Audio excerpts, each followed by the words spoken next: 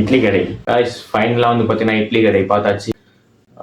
தனுஷ் வந்து பார்த்தீங்கன்னா ஆடியன்ஸில் சொன்ன மாதிரி வந்து பார்த்தீங்கன்னா கதை வந்து பார்த்தீங்கன்னா ரொம்ப சிம்பிளாகவும் ரொம்ப லீனாகவும் ரொம்ப வந்து பார்த்தீங்கன்னா ஸ்லோவாகவும் போகாமல் ரொம்ப ஃபாஸ்ட்டாகவும் போகாமல் சூப்பராக எடுத்துருக்காங்க. பத்து நம்ம முக்கியமாக தனுஷை பற்றி பேசி ஆகணுங்க. தனுஷ் வந்து பார்த்தீங்கன்னா ரொம்ப சூப்பராகவே ஆக்டிங் பண்ணியிருக்காரு. நம்ம ஆக்டிங் வந்து பேசி தான் தெரியணும் கிடையாது, அவன் நிறைய படத்தை ப்ரூவ் பண்ணியிருக்காரு, இப்பயும் ப்ரூவ் பண்ணுறாரு அவர் ஆக்டிங் வந்து பெஸ்ட்னு சொல்லிட்டு.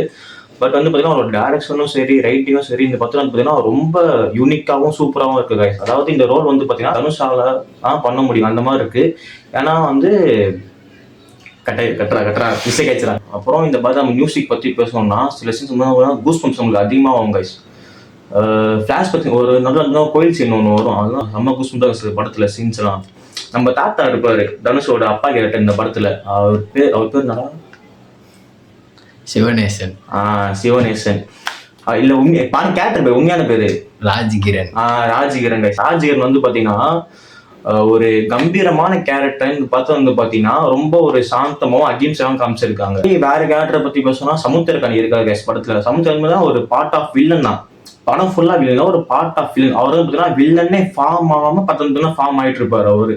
நித்யா மேனன் கைஸ் செம்மையான கேரக்டர். அப்புறம் இன்னொன்னு ஹீரோயின் வந்து பாத்தீங்கன்னா மனேஷ் பாண்டே, ஷாலினி பாண்டே கைஸ்.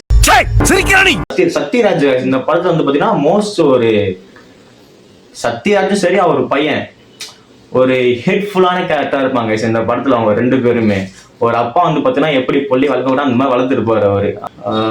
சத்யராஜ் பையன் பேர் நாராயண படத்துல சொல்றா, சத்யராஜ் வாங்கி பேர் தெரியா, அருண் விஜய். அஸ்வின் கைஸ் அவரோட ஈகோ வந்து டச் பண்ணி வந்து பாத்தீங்கன்னா அவர் வந்து வில்லன்ஸ் வந்து அதிகமாட்டே கைஸ் இந்த படத்துல. அப்புறமா இந்த படத்துல வந்து பாத்தீங்கன்னா பார்த்திபன் இருப்பாரு கைஸ். பார்த்திபன் வந்து ஆடியன்ஸ் வந்து பாத்தீங்கன்னா எனக்கு சின்ன கேரக்டரா போகுதுன்னு சொல்லி கேட்பாரு.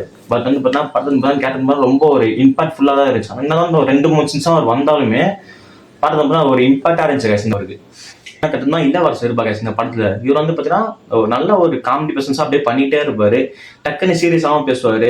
கொஞ்சம் இந்த மாதிரி இயல்பா இருக்கிறதுனால நம்ம வந்து ஒரு படத்து உள்ள போறமே நமக்கு வந்து நம்ம ஃபீல் இருக்கும் இந்த படத்துல. கண்டிப்பா நீங்க வந்து ஒரு ஃபேமிலியா நீங்க போய் இந்த படம் பார்க்கலாம், ரொம்ப ஒரு ஃபீல் குட்டா இருக்கு. கண்டிப்பா வந்து தியேட்டர் எக்ஸ்பீரியன்ஸ் பண்ணுங்க, மிஸ் பண்ணாதீங்க. ஓடிடி பார்க்கலாம், டிவில பார்க்கலாம் சொல்லி மிஸ் பண்ணாதீங்க. கண்டிப்பா வந்து தியேட்டர்ல போய் என்ஜாய் பண்ணுங்க படத்துல வந்து பாத்தீங்கன்னா. ஏன்னா ஃபீல் குட்டா இருக்கு, ஃபேமிலியா மட்டும் போய் என்ஜாய் பண்ணுங்க. சரி கைஸ் அவ்வளவுதான் கைஸ், இந்த வீடியோ வந்து எண்ட் ஆக போகுது. மறக்காம நம்ம வீடியோ சப்ஸ்கிரைப் பண்ணிக்கோங்க.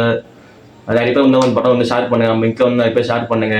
அப்போ என்னோட இன்ஸ்டாகிராம் தான் டிஸ்கிரிப்ஷன் இருக்கு, மறக்காம ஃபாலோ பண்ணிக்கோங்க. சரி கைஸ் நெக்ஸ்ட் வீடியோல பார்ப்போம். பாய்.